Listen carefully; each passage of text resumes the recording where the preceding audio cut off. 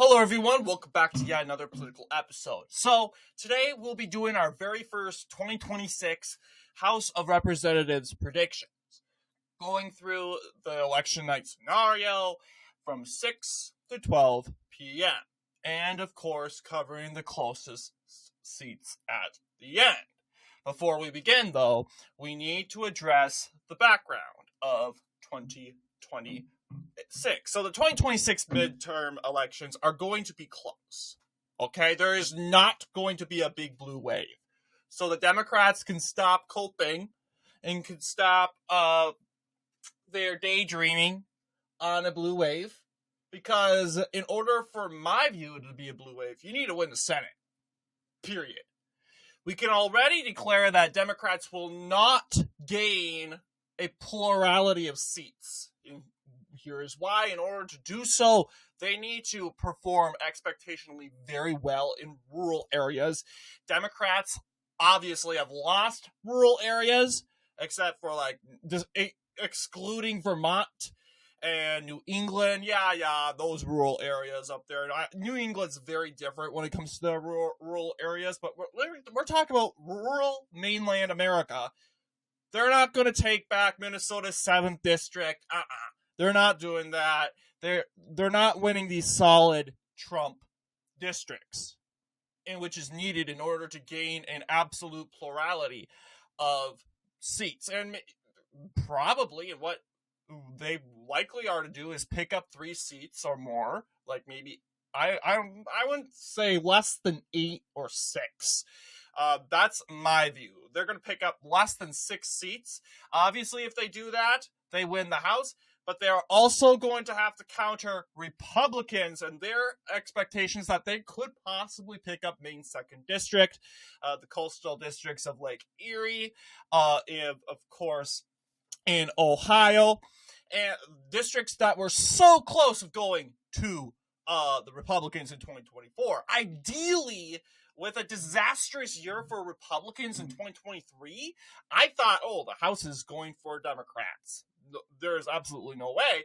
But what ended up happening was Trump acted like a cocktail effect and helped bring his Republican colleagues, Republican allies, to victory, because the Republicans showed up and voted for Trump. We might as well stay and vote for the House races. That's exactly how it happened in the House of Representatives. That's exactly what happened in the United States Senate. So right now, it's looking pretty good for Republicans. We have an Ohio map that needs to be determined, and what we are looking at, Ohio is a big red state. What I can imagine is the legislature, they have to create the maps, and I think, ideally, that Ohio district that comprises of this district, the 9th district, I think it's very possible that Republicans could add on to that district and add... Okay, for some reason my timer's going off. Pardon me. Thank you. All right, so... Yes, what I was saying is they could add, let's just say, Hino County or Seneca County or something like that, Wood County or Henry County or Paulding County to those districts, and that would be more than enough to swing the district the other way. You can also get rid of Erie County, which is a very moderate Republican county. It's Republican, but it has the city of Sandusky, and that's making it very compatible. So you can get rid of this district. Democrats have a chance because this district's blue because of Toledo. But historically, or I wouldn't say historically, but a decade ago, it was Toledo, Ottawa, Sandusky, along with maybe a little bit of Erie County, that these coastal counties that were mainly Democrat strongholds. They're now Republican now, and Toledo is the only county in Lucas County. It's the only county that is a part of that district that's making it blue. So I'm saying, okay, this is a very likely chance we're going to win this anyway, but Republicans want to make this guaranteed. They could also possibly win the 13th district by possibly getting rid of Summit County, a Democrat county, if you will, or expanding The 11th district a little bit more. Well, I don't know if I want, or how, I don't know how they will do this. The 7th district adding, well, then again, if they do that, then we're going to lose the 7th district. But Summit County is the reason why we're losing the 13th. It's compatible. But let's just say we try to possibly, it has to be equivalent to the population, but probably adding some rural counties into there to try to win Summit County. But I trust that the Ohio legislature is going to do what they can. They know what they're doing. They know the geography there. They know the politics there. We are going to do what we can to flip these two, and hopefully that's enough to counter the Democrats. And what I would expect is going to be a massive seat gain for them. Well, it's a dying political party, yeah, but we got to remember, the opposition party, no matter how weak they are, they tend to do very good in midterm elections. Opposition party. Republicans are the party in power. I don't expect that they're going to do so good. And then again, 2022 is unprecedented, and that could mark a new era in American history where, you know what, we're too polarized. We're too politically divided. We view our political party like our country, and we are bound, set, and determined to vote for our political party. I'm a Republican. I'm going to vote Republican. I'm a Democrat. I'm going to vote Democrat. So it really does depend there. Independents, I just squish them in with Democrats because you don't understand how far left. A lot of independents believe in the trans rights. They tend to be more like the Tim Walz sort of things, sort of deal. A lot of the independents, they are just independents because the Democrat Party, they feel, is not that far left. They want to be the Democrat Party to be more communist, and that's sort of why Bernie Sanders is not a part of that Democratic Party. So just think about it. Independents, a lot of them, they're more far left than the Democrats. So I just take independents, just squish them in with the Democrats. I don't really, I'm alarmed when I see independents and Democrats voting together. It's just, they're just too, they're peas in a pod. But anyway, I know you want me all to get started in this said prediction. And without further moment ado, let's begin. We have two polls closing. We have in a couple states, Indiana and Kentucky. We are ready to make a projection, a whole bunch of seats.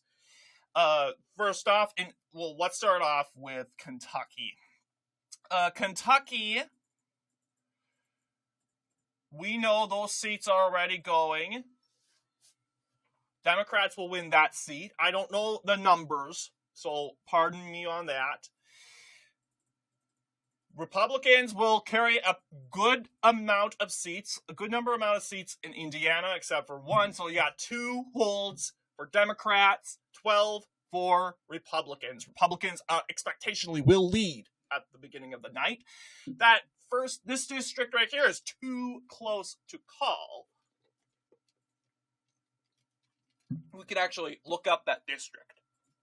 But I want to believe it's one of the 2. Yes, it's the 1st district. It's more closer. I don't think this district voted for Trump in 24. But yeah, I mean, Republicans can make gains in St. Joseph. Oh, is it St. Joseph County? I'm not so sure, but that county right there. We can even...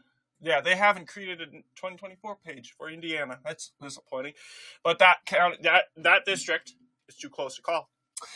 All right, so it'll look like this, expectationally, in my view, for like about an hour until we start our first poll closings. 7 p.m. We are ready to make 7 p.m. We are ready to make a projection. Vermont. Rebecca Balint, I want to believe that's her name. She will win re-election in the state. In the state, let's go ahead and take a look at Virginia. How about that? Virginia.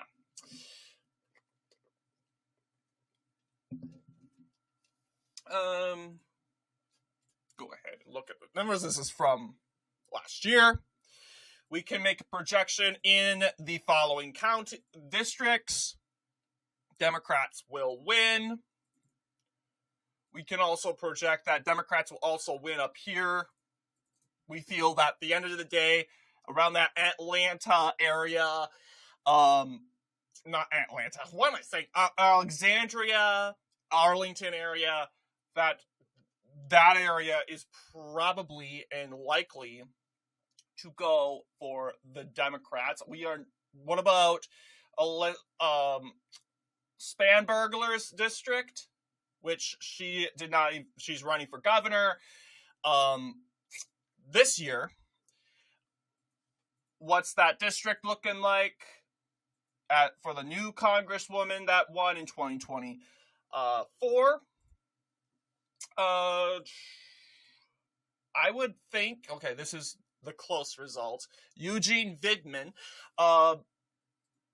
You know what? Yeah, this is, of course, that's Spanberger's district. We're going to say that's too close to call. This district, which is in Loudoun, has Loudoun County, which we're saying, okay, the chances that we're going to tip down those numbers to in order to win that district, we need to barely. Democrats have to perform very poorly in Loudoun, and you'll see clearly, so Haas has clearly, we won this area, we won this,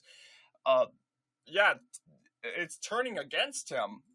I think at the end of the day, though, let's just call it too close to call, but it's likely to go for him. But here are the Republican said districts. 17, a 10-point advantage for the Republican Party in the House. Actually, we won't call the second district yet. 16-7. Easy to call. South Carolina will look like this at the end of the day, end of the night. In Georgia. Oh my gosh. Again? Okay. Stop. All right. Not doing so good with time, but we feel that the election will look like this at the end of the night.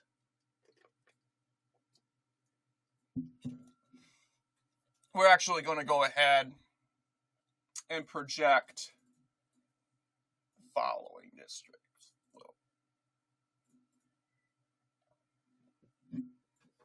Yeah, I'm stuck with. I don't even know. I have a hard time making up my mind lately. But we're going to go ahead and move on to Florida. Do this as fast as I can. I already know this is going to be a pretty long video. But let's talk about Florida. Okay, Florida, no doubt about it. I don't think much will be compatible. We are going to go ahead and color in most of the state.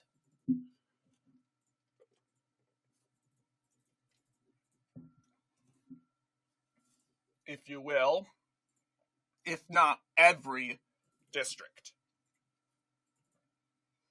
It would be very helpful for Republicans if Byron Donalds does very good in that governor's race. We could possibly take more Miami precincts. I have a hard time thinking that's going to be the case, though.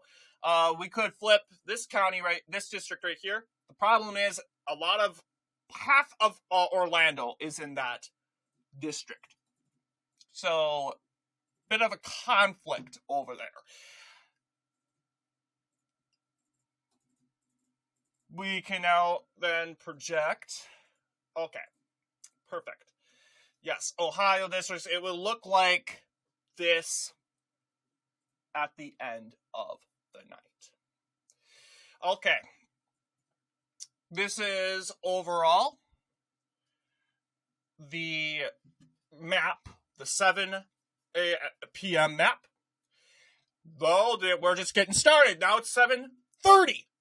If that wasn't a problem enough, we can make a projection in West Virginia. Those two, that very easy. West Virginia was easy. Very easy. North Carolina.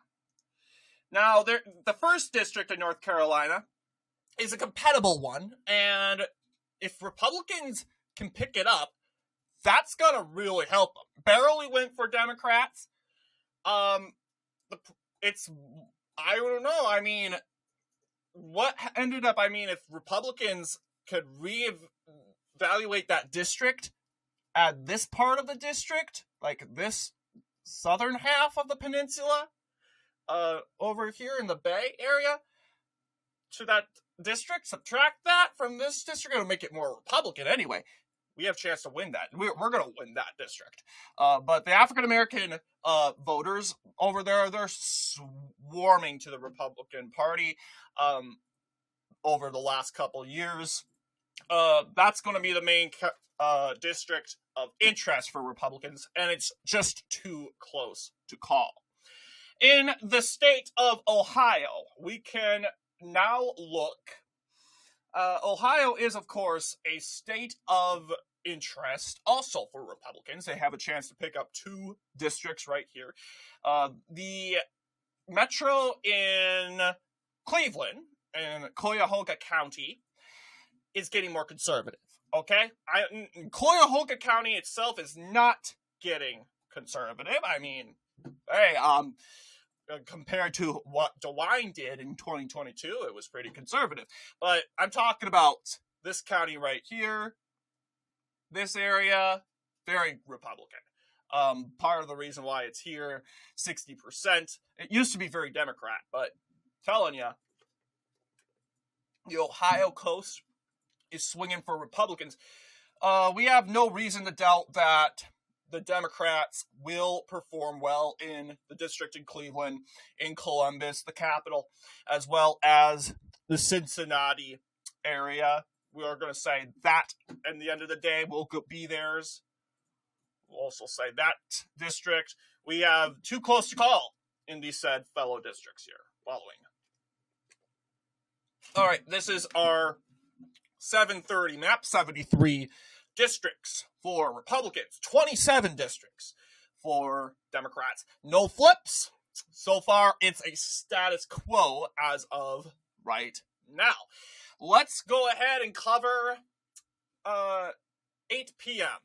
Starting from Maine, we can project the first district will go in the hands of Democrats.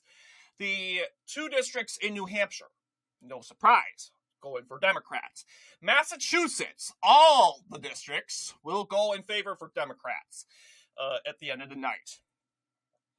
Very simple. Most of these districts are taken from Boston. They didn't necessarily need to do that, but if they want to, go ahead. Rhode Island, Connecticut, those districts, all of which for Democrats. New York has not closed their polls. We cannot call New York, and Maine's 2nd district's too close to call. We feel Republicans have an edge there. Pennsylvania, we think, will ultimately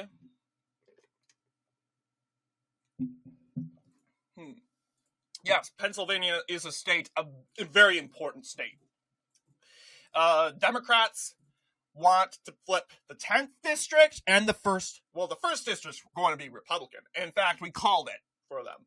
That 10th district, though, is a district of opportunity for Democrats. Oh, yeah, these districts are too close to call. Let's just color in. We'll go over after we color in the safe districts. But yes, the reason why 10th district, traditionally very Republican. I mean, Scott Perry is the holder of this district, but he barely won in 2024. I think Trump is what helped him cross the finish line. But hey, this time around, he's not going to have Trump to help him. I mean, he can endorse, but the real reason why people showed up was because of Trump, to vote for Trump. Trump's not going to be on the ballot in 2026, and perhaps they're going to have to find this really popular dude from Pennsylvania to run in 2026 for governor. Who will beat Josh Shapiro? I have a high doubt on that. But Democrats, they are looking to pick up that district. I think it's a Harris district. I am not so sure. Or I think it's a Trump. I am not sure about how this district flows. But I'll say Dauphin County and Harrisburg. Dauphin County holds Harrisburg, very liberal county. It's ultimately very consequential. So that is going from there. Let's take a look at the New Jersey counties. Yes, without question, we believe this district right here, we viewed it as somewhat compatible. Well, actually, let's retract that. We'll have two counties too close to call. Delaware, no surprise. Yes, the very first transgender Congress man, I'm being completely honest, Congress, whatever you want to call him or her, we're referring to him as a man. You can boo-hoo on and cry about it if you want.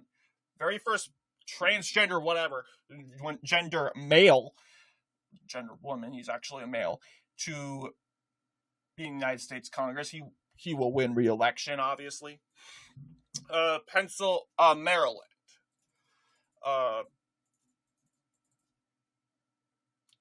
That is obviously no surprise. Alabama. Two African-American districts, they obviously will, this is very easy to call out. You'll see the numbers are tightening because of New England.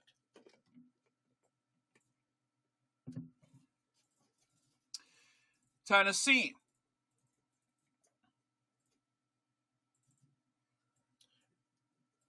And Mississippi.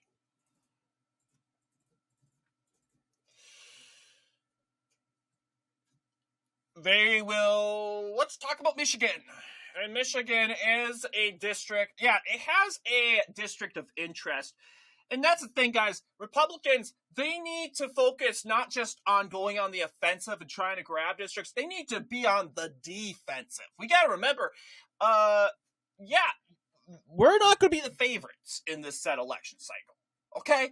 A lot of the voters will be questioning on how Donald Trump does in his first term. How his first term is going so far. His second term, technically, is going so far. His term in office is going, and they'll vote according to that. But there are three districts of interest. Republicans really need to hold Alyssa Slotkin's district. If they lose that, that's not going to help them. They also need to hold John James. Oh, I think that's his name. Mr. James's, Congressman James's seat. It's very compatible. Part of that, it's part of Macomb County. It's traditionally Republican, but they need to hold it. And if there's a working class Democrat in there, that's not going to be good news for Mr. James. But this is what it's looking like so far. 104 seats for Republicans, 78 seats. Illinois. This will be easy, no doubt about it. Let's go to Illinois. All right, let's color in the following.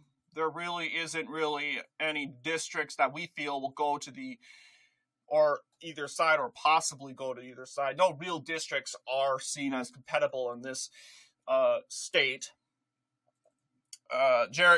State of Democrat gerrymandering, as you can clearly see from this area and this area. But though, of course, the seats have been called.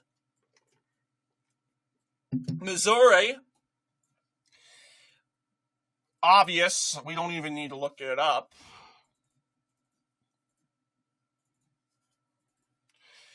And Oklahoma, Republicans will win all those districts. Kansas has not closed their polls yet. They will in a couple minutes. In Texas, we are going to make a projection in those Texas races.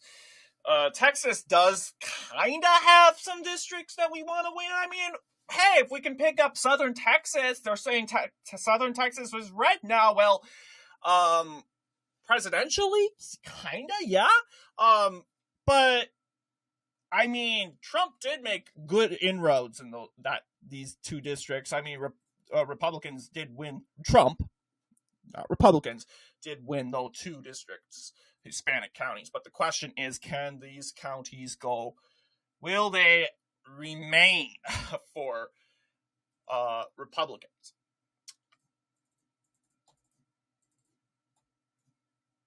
Okay, you got the big blue areas. There's Jasmine Crotchett's district.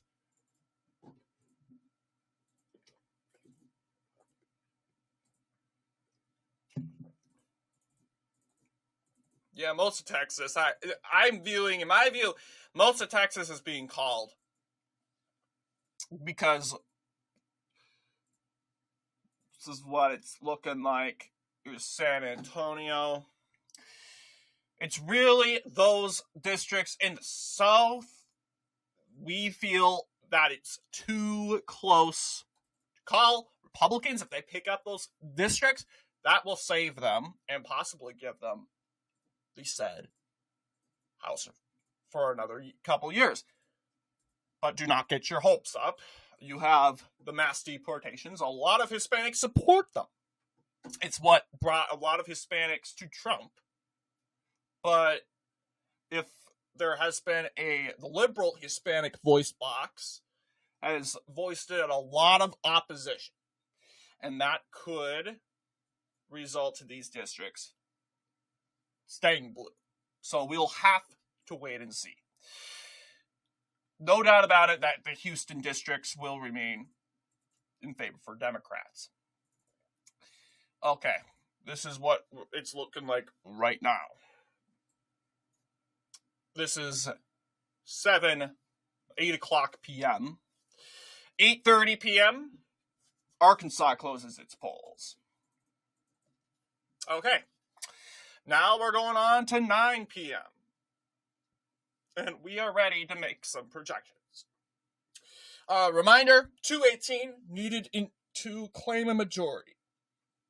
Republicans, 147 seats. Democrats, 104 seats. Republicans had maintained a lead. But let's take a look at the state of New York.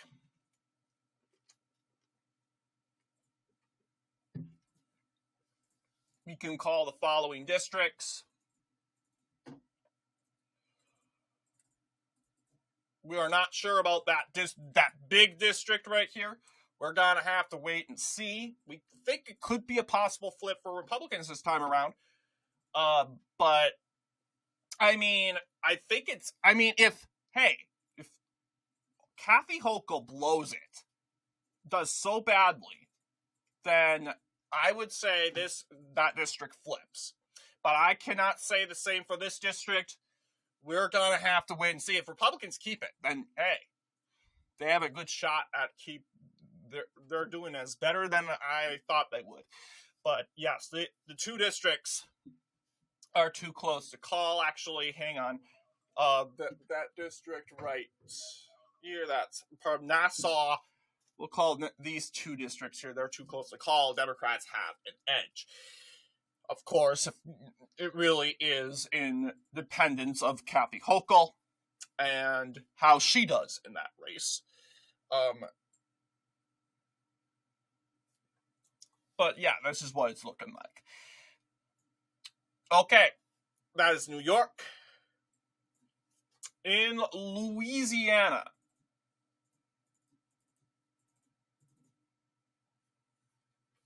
easy. We forgot to call Kansas. I already forgot. I knew we were going to forget Kansas. We'll go ahead and call these districts. We do believe those districts will go. Well, tell you what, we'll just call that district. The one above this district right there. For now, for the Democrats. This is what it's looking like.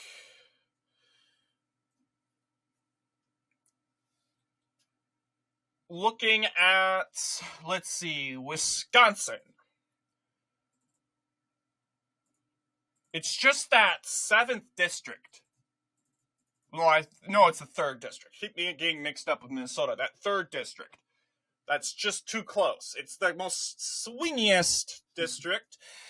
Who knows? If Democrats pick it up, it's consequential. In the state of Iowa, this is a very consequential race. A lot of people say, oh, Iowa's a red state. Yeah, it's a red state. But we got to remember Miller Meeks. She did horrible. Look at her. 50 to 49.8. Christina Bohannon wanted a recount. This is what we're facing up against. And midterms, I don't think Miller Meeks is going to be that lucky. I'm just saying, especially you got this district right here voting blue. You got Scott County, which has voted Republican, returned to the Republican Party. Well, actually, for the very first time in a long time, it voted against Miller Meeks. This is obviously in big concerns to her future campaign. If she doesn't run for re-election, she could be saving this district. But if she runs, this district is in jeopardy. Oh, look at this, was supposed to be blue. I mean, unbelievable. But we do believe the northern district part of that, the corner part, northeast corner, will be Republican, and that area right here. These two districts too close. The college students are making that difficult. Minnesota is going to be very easy and simple. 2nd district's become a stronghold for Democrats, believe it or not. It's just Dakota County, influenced by the Twin Cities, has made it just too blue. And we lost Goodhue County and parts of Rice County and Wabasha County. That, of course, is making it's the Democrat gerrymandering, so no surprise. 171 seats, 130 seats. North Dakota, South Dakota, that Omaha seat is in jeopardy. We'll see if Republicans can hold that. But it's surprising how Mr. Bacon, I want to believe, managed to avoid and actually managed to hold on. Wyoming. And Colorado. That is also a state where it does have one. Yeah, it has one seat that's consequential. That seat right here, too close to call. Republicans, they could possibly pick it. Well, this is our seat. We have it. But Democrat there could possibly take it back. It's a little toss-up. We have a good feeling that Democrats will prevail in New Mexico all the way. And in Arizona, a consequential state, which has 2 seats that have been viewed as swing seats. That being this seat right here in northern Maricopa County. That northern Maricopa County is what tends to be pretty conservative. Needless to say, this county went to Ruben Gallego pretty aggressively. So I don't know. It could be if Republican turnout is wise and good for Andy Biggs. We could be victorious in that district. We are not so sure. But I believe a coattail effect can work. Forgot El Paso, but yes. Okay, so this is the map right now. All right, this is 9 p.m. Eastern Time.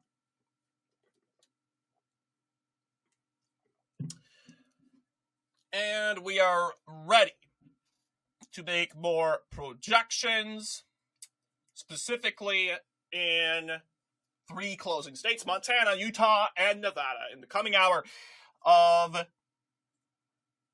10 p.m. We can call Montana seats, the Utah seats, and the Nevada seats. It's really, there are, like, this seat right here, Las Vegas, this area, I do believe it's up for grabs. Republicans pick it up. That can really help them. But this is what it's looking like right now, 10 p.m. And this is about the time I would like to call the districts that are too close.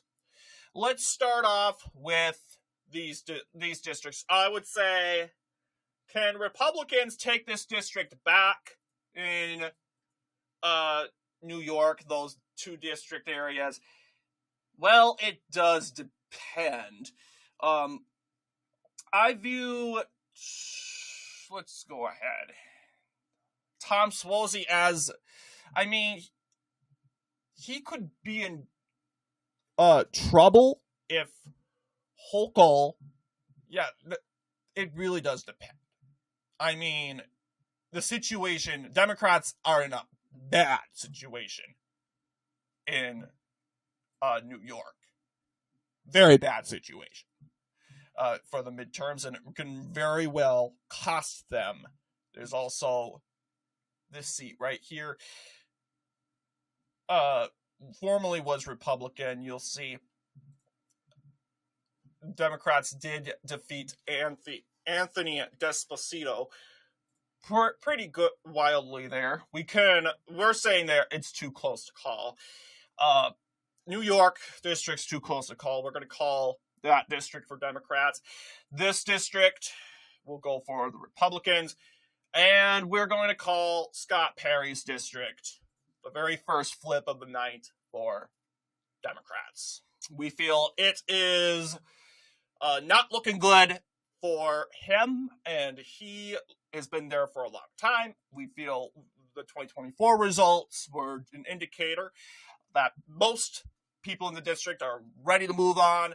It was just Trump that really helped Scott Perry get over the edge.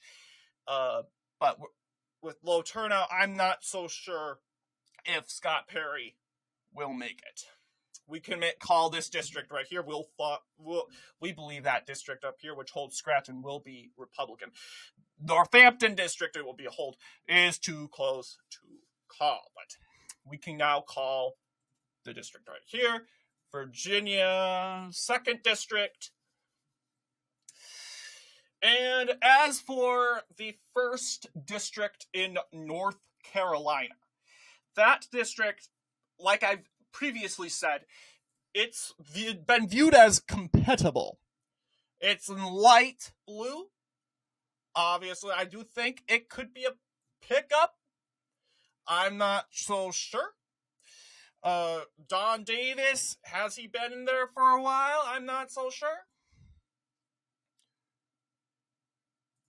But I think, we won that district before. I think it's just trending more right as the years.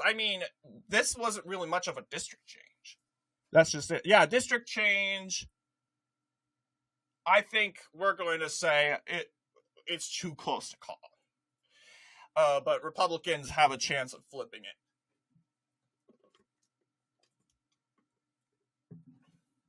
They're already saying it's a toss-up.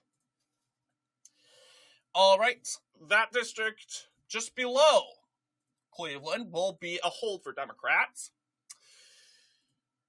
In Ohio, we strongly believe Republicans have a chance to actually flip a very crucial district that has been blue for a very long time. It's clear that it's become Republican, or Trump country. Blue-collar workers, we are ready to make the call. It's going red at the end of the day. It's a flip. 194. All right.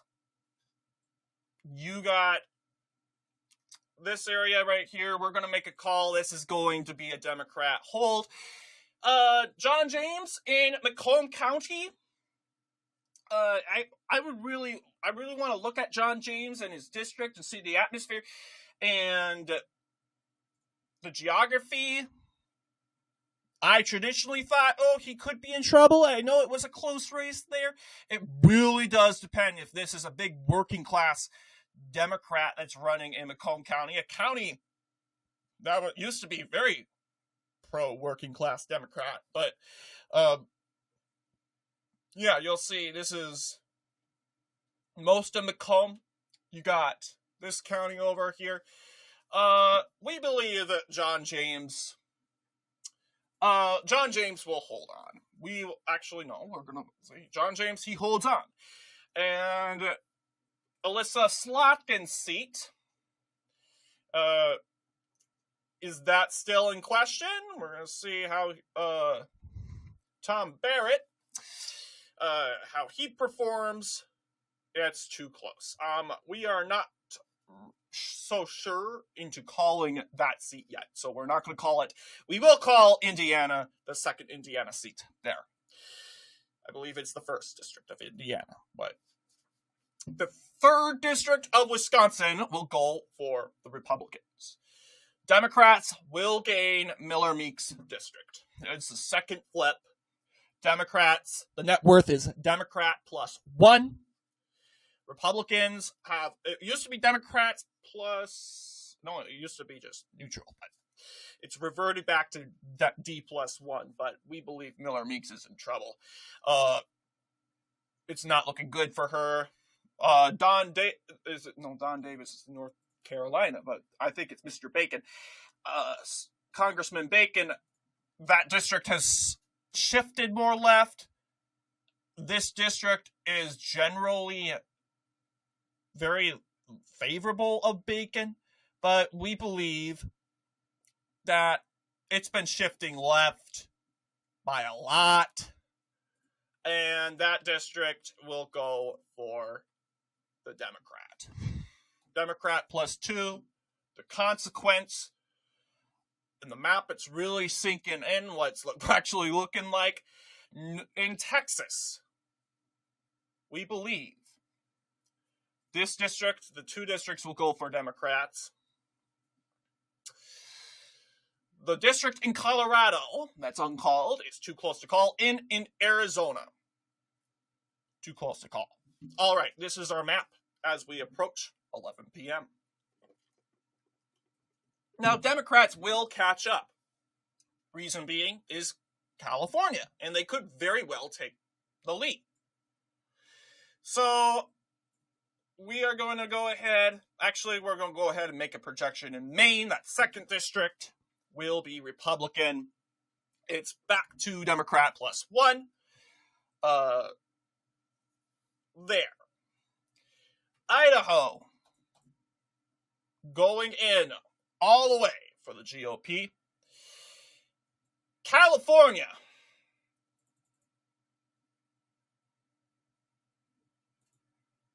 let's see.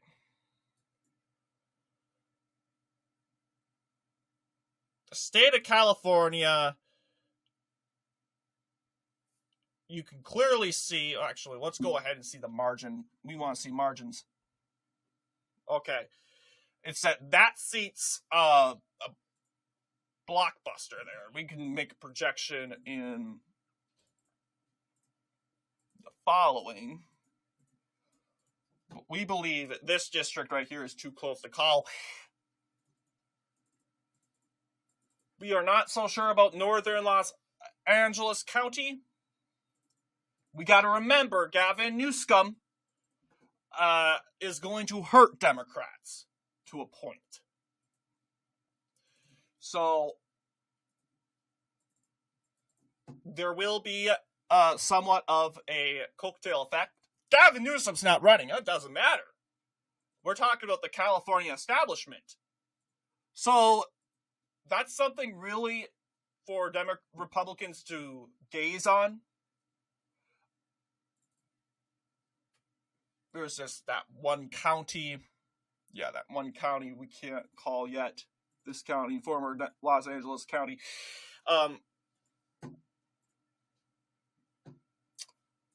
But will you think the wildfires would have some sort of impact for California?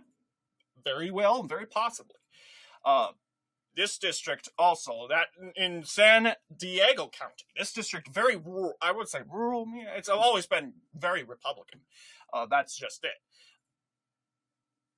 Republicans will carry the following: rural California. Republicans are the first to reach 200. That's a good sign. That's a good sign. You got this area too. I would think this area is vulnerable. That county, San Joaquin, I don't know what it's called. You'll see here's the coast. This is where Democrats kind of gain. Republicans will. What about this county? Very possible. District. This is where Fresno is. That's just it. Fresno. And that's just it, guys. There's a lot of woke entities in California, and obviously we've seen it. They all don't like what Donald Trump is doing. So we got to expect them to kind of push it back and prevent the GOP's advancement to House majority. But we're kind of seeing that right now. Democrats +1 so far. And in order for them to win, it has to be Democrats +3. So Republicans are doing okay. We kind of expected Democrats to really push it the other direction.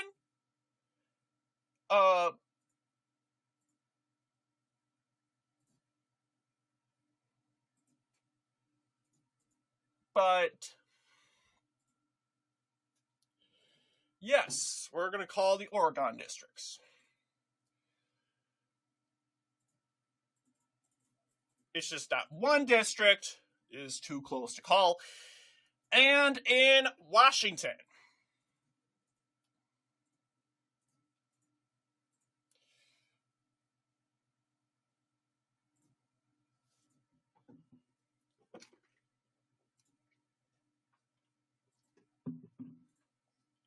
okay. 209.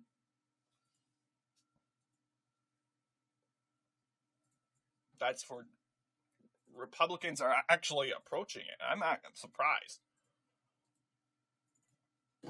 Well, that district's too close to call.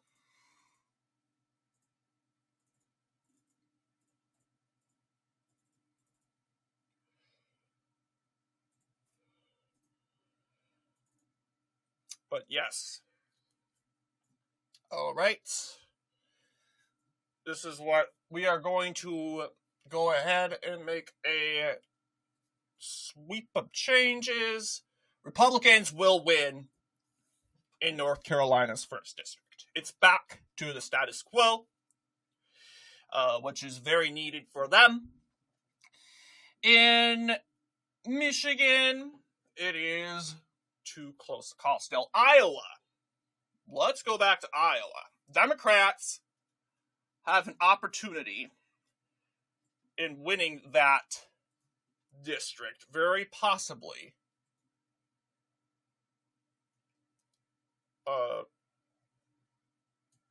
Yes. Zach Nunn came very close, but ideally, it's just this area. I would say he's growing, so we're going to call it for Republicans. All right. California, Democrats will win in that district. 203. We're closing in.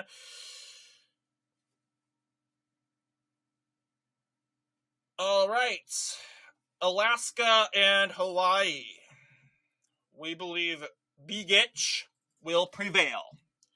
And Hawaii, Democrats will prevail there. 18 districts that are just too close to call. Let's go through what we know first. Starting with, we are very conflicted with California. I think we could go ahead and call Pennsylvania. Northampton County, we believe, will stay Republican. A must keep. Well, I would say, ideally. Michigan, we believe the congressman there in that district, it tends to be more liberal. He could be ousted. I kind of have a feeling that could be the case. It's part of that metro area. We can go ahead and take a look at that geography. But the Republican there in 2024 did very well. But it really does depend.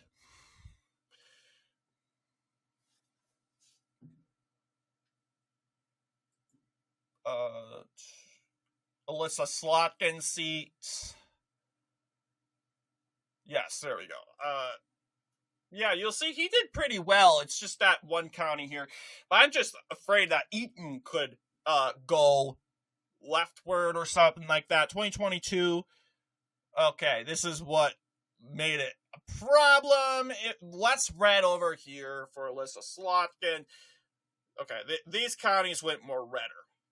If Tom Barrett can improve those numbers there, I think Tom Barrett could have a chance.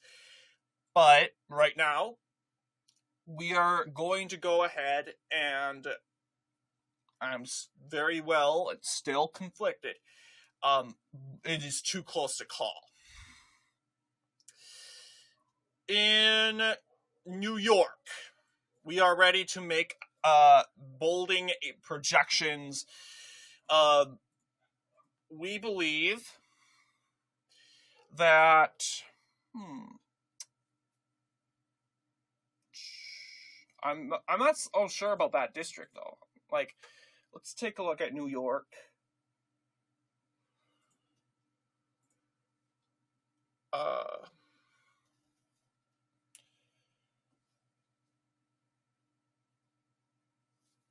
Okay, this is Tom Swolsey's seat. Okay, we are projecting that Tom Swolsey will win. And in the 4th district, Laura Gillen, we believe. This is also a toss-up.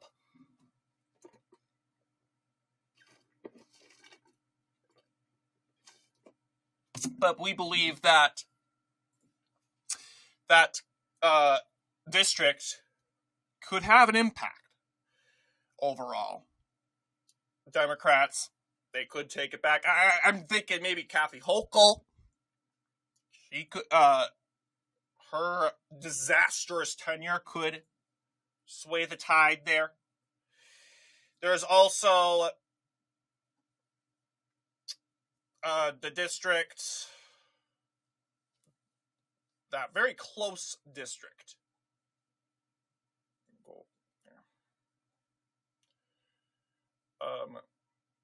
Yes, this district. Mike Lawler.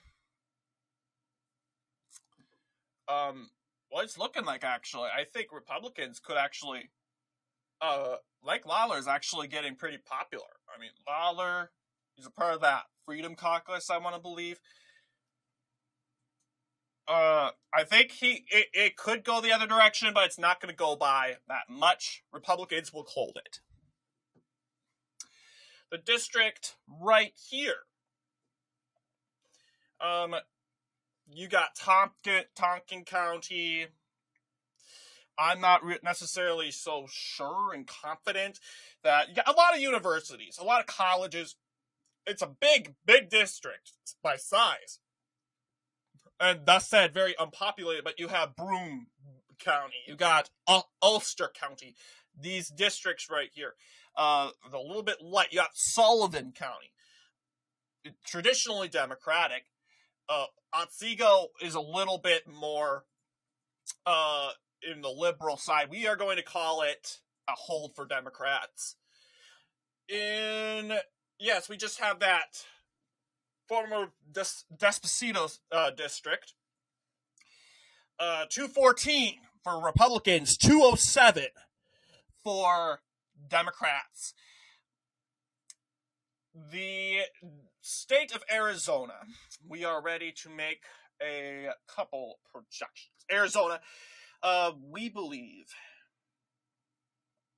going to that district, Arizona 1, we believe Dave Schikert will win in Arizona 1. That area right here, we're not so sure. Maybe Democrats could possibly pick it up. I'm not so sure. It has been picked up by, I want to believe,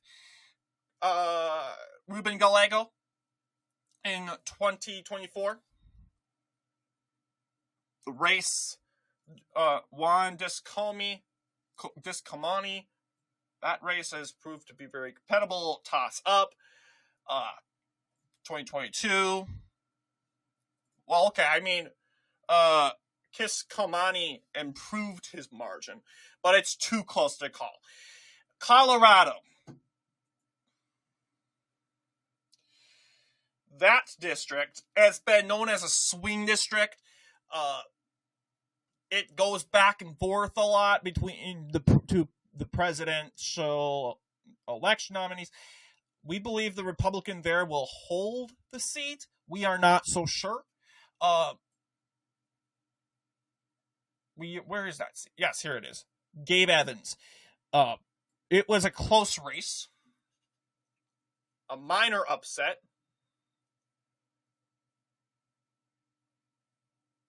But that was because of the cocktail effect. But ultimately, do you think Democrat could possibly retake it? I'm not so sure. So will Yadira Caravo declare? Yeah, Manny Rutinel is already. Yeah, we got Evans and Rutinel already running. So, but we can project in Oregon a winner in that said district. Republicans, I would say, and describe this district to be very compatible. It's too close to call. 215. Republicans are approaching that 218 mark. Democrats, they are not. They're 10 points behind. Not 10 points behind the 218 mark. They seem mainly optimistic. Looking at the California, and that's ultimately what will determine who's going to reach that number. It looks like, I wish they had a closest race sort of thing, the closest races section, but my understanding, it looks like that's not likely. Okay, this is the district I was looking at. Josh Harder versus Kevin Lincoln. That district was seen as compatible. It's a part of that San Joaquin County area. It swung more to the right. I think by how much it's swinging by, I think Republicans have a chance and shot to win it.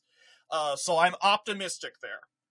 I'm also optimistic that Republicans will take back the seat. Mainly because if Republicans really focus their energy in California, they will prevail. That Fresno seat, we're going to say it's going for the Democrat. The Los Angeles County Republicans, if they win that, they pretty much win the said House of Representatives. As far as I'm concerned, Republicans have already won because we're calling this district for Republicans. A surprising upset. Republicans, it's now R+5. So Republicans are expanding by 2. Impressive. And that's mainly because of Cali. Okay? California. You gotta expect, okay? California is going to result to a lot of problems for Democrats.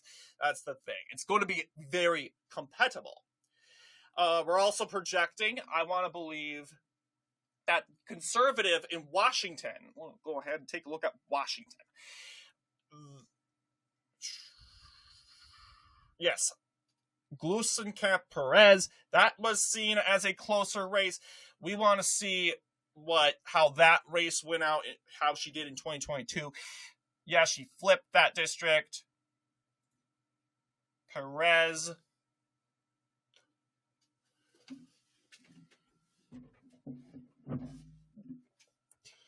Glusenkamp-Perez. Yeah, here we go. 50 to 49. So she's not becoming unpopular. She's actually increasing in popularity. So we'll call it for her. So that's what it's looking like. And let's see. I've said that Republicans have an opportunity in flipping back that county, this district here in Orange County. We want to believe the Democrat ended up winning that district.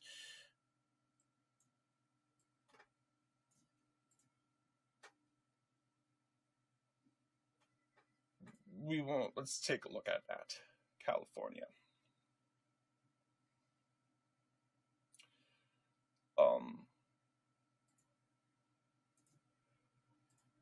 See what we're doing on time. An hour and 2 minutes. I knew it was going to be long. But yes, that Orange County district, and that's just it. I think Republicans, Orange County has been consistently very Republican in these sort of elections. I would think give it back to Democrats. Where's Steele? Because she's the lady that lost.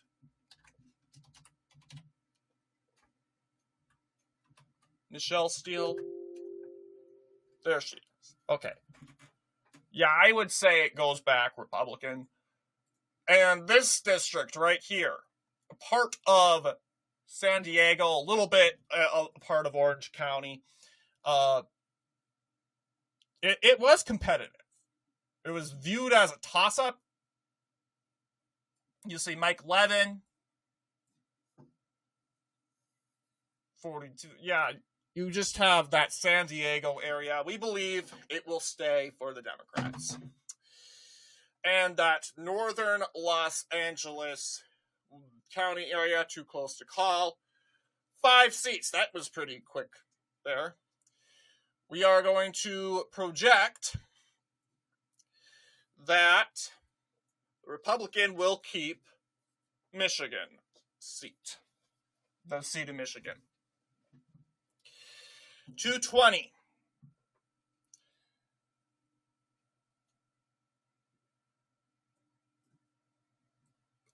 Let's see. That district, I can't tell you. I am not so sure.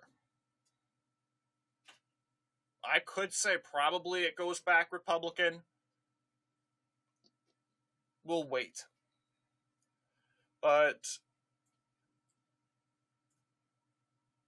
we got 4 seats, 4 toss-ups. I do not know where the other one is. unless it's a very tiny seat. But let's go ahead and, oh yeah, this one right here. Never mind. We can call it. And we believe, will Democrats take it back? I'm not so sure.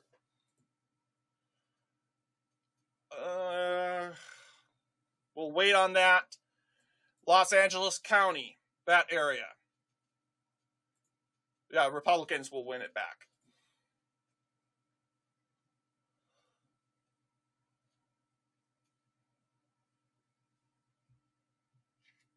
We believe Republicans will keep it red. That Arizona County district. I keep calling them counties, but they're districts. We just have the two closest. The one in New York and the one in Colorado. Let's talk about Colorado first. Let's review and it's District 8. Yeah, Gabe Evans. It was viewed as a minor upset.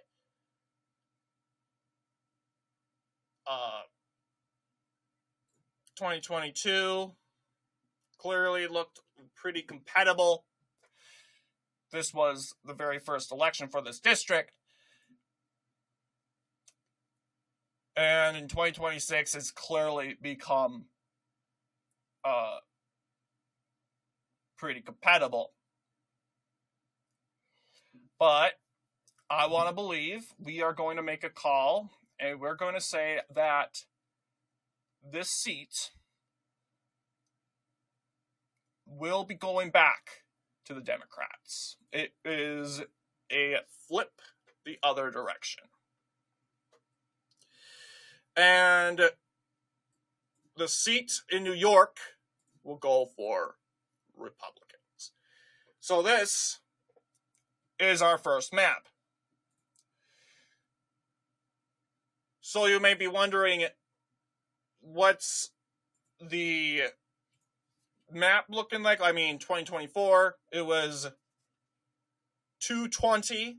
Now it's 223. It's Republican plus 3. That's the net worth. And I think, ideally, this is obviously expected. I mean, if the Democratic Party continues the route that they're going in, then this is what the outcome's going to look like.